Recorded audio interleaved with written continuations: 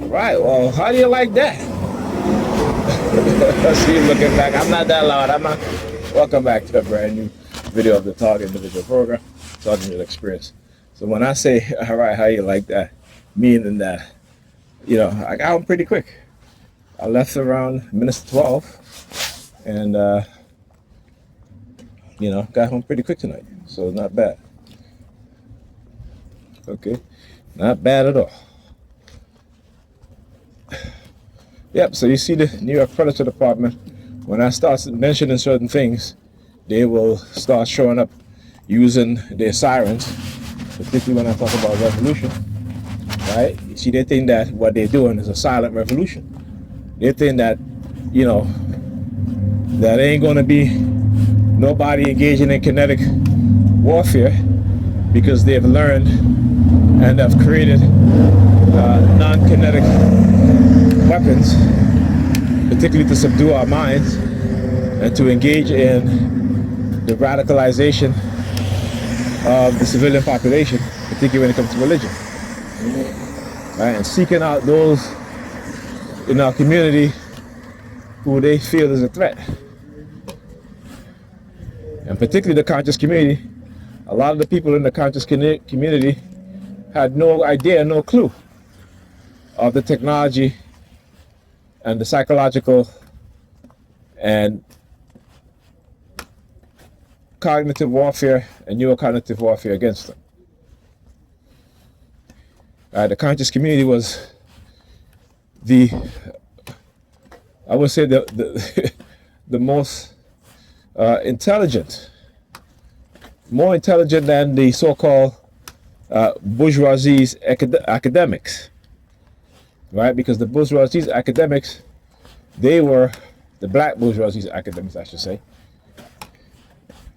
They were unlike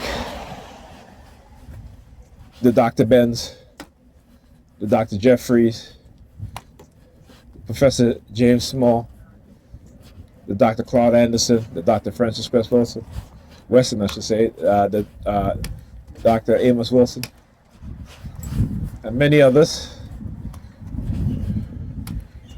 Right? These were African-centered black people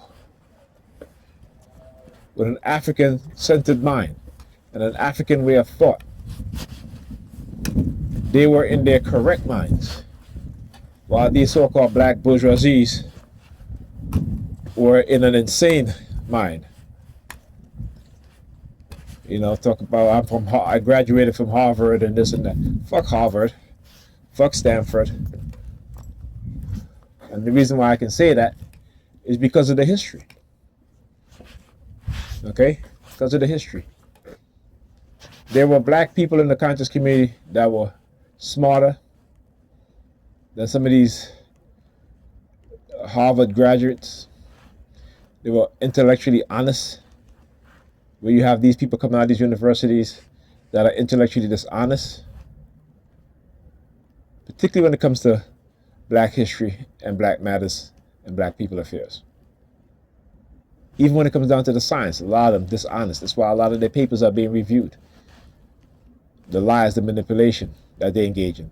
And make no mistake about it, these are not the true scholars and scientists and who believe in science, but these are religious fanatics who've infiltrated the scientific community to discredit science.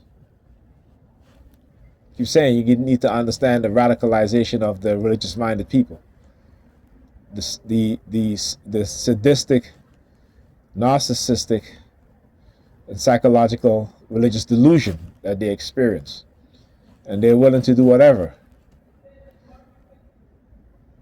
right, to prove that their fictional God that they believe in their mind exists when he doesn't.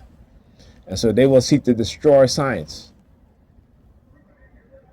because science is doing what their God can't do, and their cognitive dissonance cannot deal with that reality, cannot deal with that fact and that truth.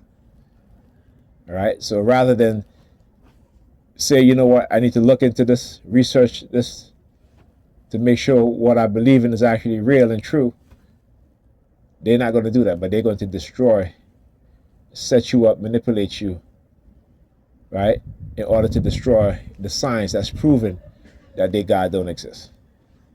All right? Something to think about. Talk to you guys in the next video.